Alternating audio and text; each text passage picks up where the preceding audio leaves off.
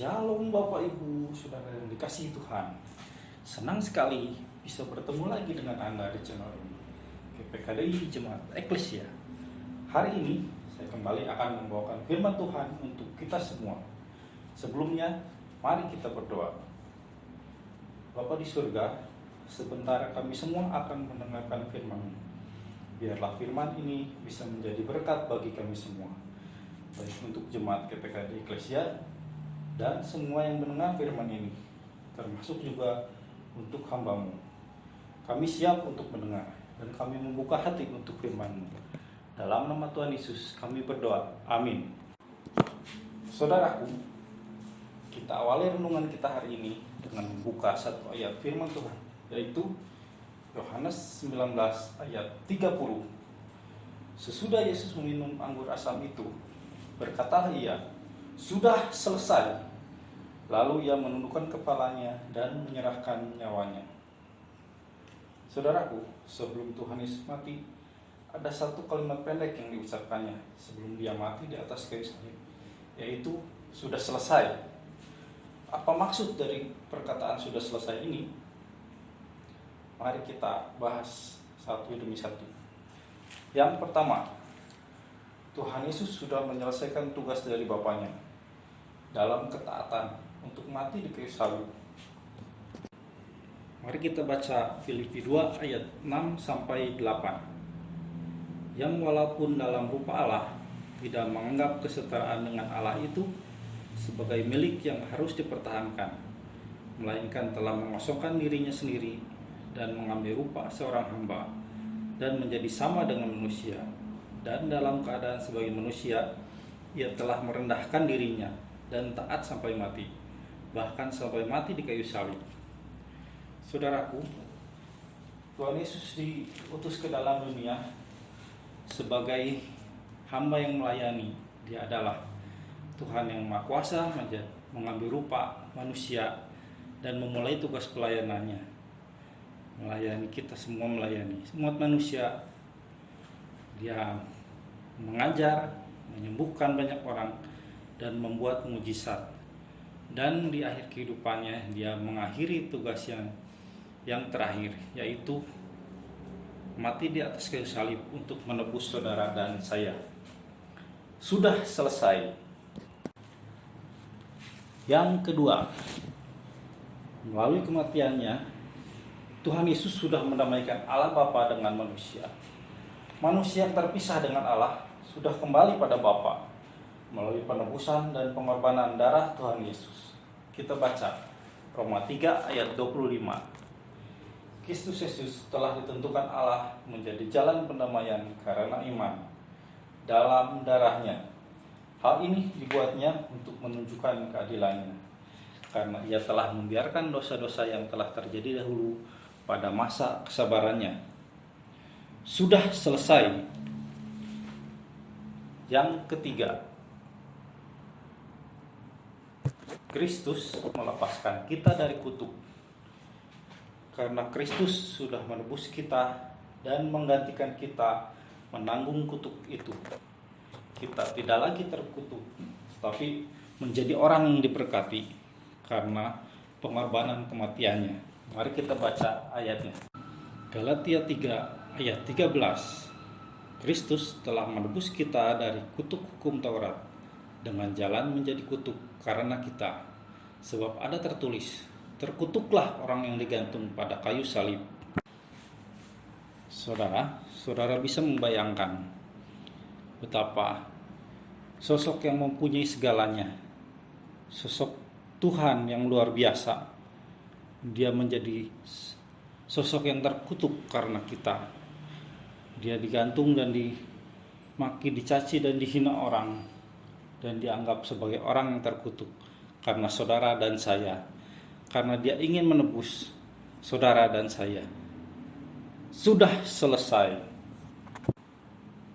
Yang keempat, Tuhan Yesus sudah menebus dosa saudara dan saya. Dosa saudara dan saya sudah diampuni. Tuhan Yesus sudah membayar lunas semua dosa saya dan saudara melalui kematiannya. Kita baca Efesus 1 ayat 7. Sebab di dalam Dia dan oleh darahnya kita beroleh penebusan, yaitu pengampunan dosa menurut kekayaan kasih karunia-Nya. Sudah selesai. Yang kelima, kemenangan atas maut. Setelah manusia berbuat dosa, maka mautlah yang menjadi upahnya. Manusia tidak lagi berhak atas kehidupan kekal dan kebahagiaan kekal bersama Allah Bapa.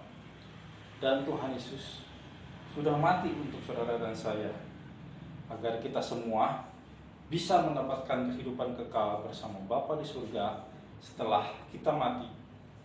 Yesaya 15 ayat 55. Hai maut, di manakah kemenanganmu? Hai maut, di manakah sengatmu? Sudah selesai. Yang keenam, kemenangan atas iblis dan kuasanya. Kematian Tuhan Yesus sudah dinubuatkan sejak manusia jatuh ke dalam dosa karena jebakan iblis, dan Tuhan sudah menetapkan bahwa melalui kematian Tuhan Yesus kuasa iblis akan dihancurkan. Kejadian 3 ayat 15. Aku akan mengadakan permusuhan antara engkau dan perempuan ini, antara keturunanmu dan keturunannya. Keturunannya akan meremukkan kepalamu, dan engkau akan meremukkan tumitnya.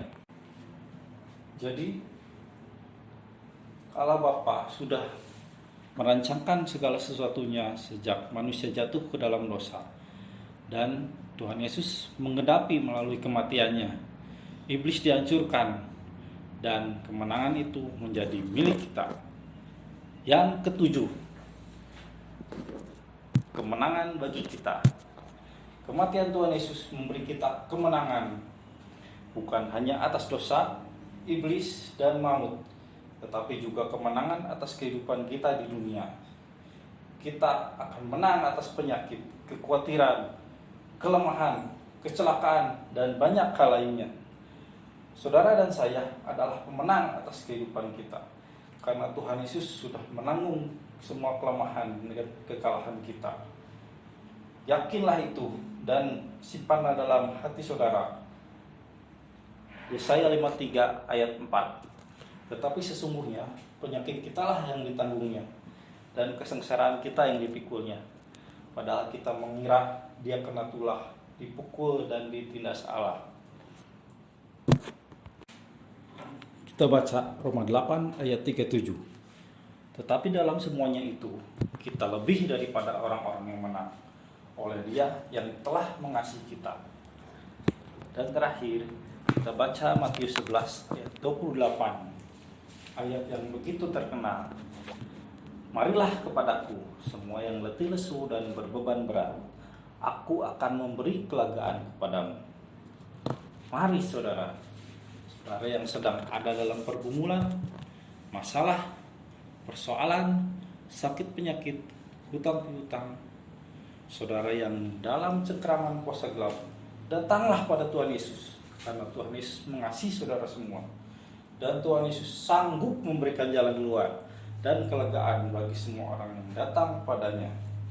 Sekali lagi saya katakan, Tuhan Yesus mengasihi saudara semua. Jangan tunggu lagi, datang pada Tuhan Yesus sekarang juga. Bawalah dan katakan semua pergumulan saudara.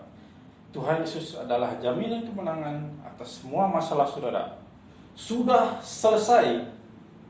Mari kita berdoa. Tuhan Yesus, terima kasih atas pengorbanan dan penebusan bagi kami semua. Dan terima kasih atas kemenangan-kemenangan yang sudah Kau sediakan. Dan terlebih lagi, kami bersyukur atas kehidupan kekal yang Tuhan Yesus sediakan untuk kami.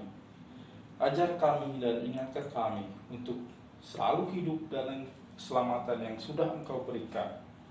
Dalam nama Tuhan Yesus kami berdoa. Amin.